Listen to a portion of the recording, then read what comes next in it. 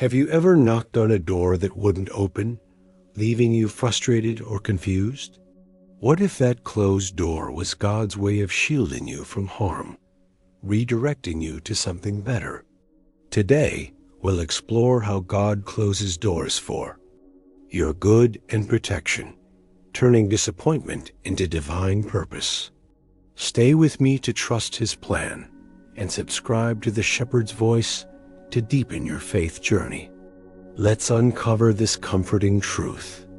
Revelation chapter 3 verse 7 assures us, "What He opens no one can shut, and what He shuts no one can open." These are the words of Him who is holy and true. This promise from Jesus to the church in Philadelphia reveals His sovereign control over our paths, paired with Romans chapter 8 verse 28, "And we know that in all things God works for the good of those who love Him, who have been called according to His purpose." We see that even closed doors are part of a greater design. These aren't random rejections, they're acts of love. Have you ever looked back at a closed door and seen God's hand at work, even if it hurt at the time? To grasp this, let's dive into the context. Revelation 3 was written to a struggling church facing persecution, yet promised an open door of opportunity despite their weakness. The shutting here signifies God's protection from false paths or overwhelming trials. Romans 8, penned by Paul amid his own hardships, offers hope that every circumstance, even a closed door, serves a redemptive purpose for those who trust Him.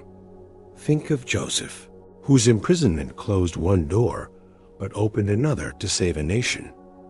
Or Paul, barred from Asia yet guided to Macedonia.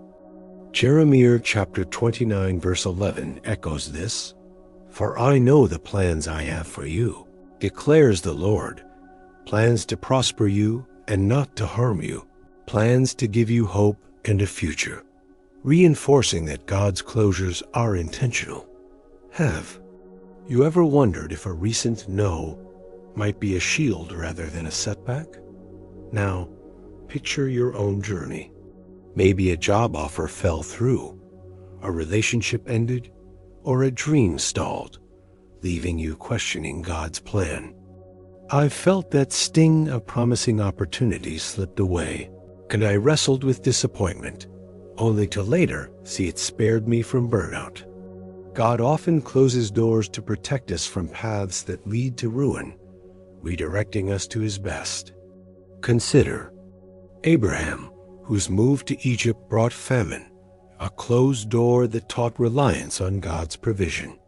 Or Moses, turned away from Pharaoh's court, preparing him for a greater calling. These moments of closure were divine detours. What closed door in your life might be God's way of guarding you right now? Let's explore how this protection unfolds.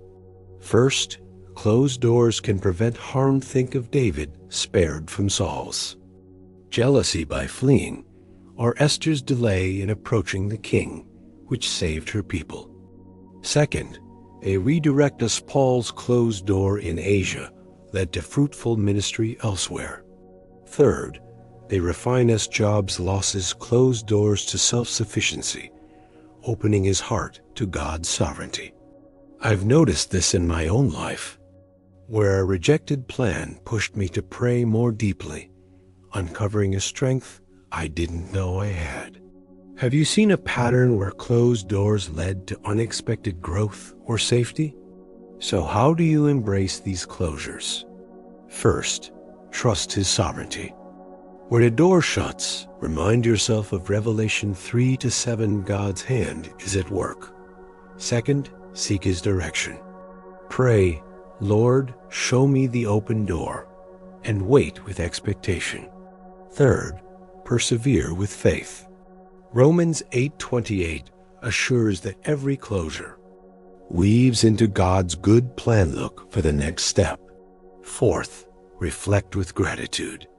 Even in loss, thank God for His protection, as Psalm chapter 37 Verse 23 says, "The Lord makes firm the steps of the one who delights in him." Think of Ruth, whose closed door in Moab led her to Boaz and a lineage to Christ. Have you paused to thank God for a closed door that might have saved you? This redirection is a gift, not a punishment. God's closed doors are like a shepherd's staff, guiding us back to safety. Abraham returned from Egypt stronger. David thrived as a fugitive, and Ruth found redemption.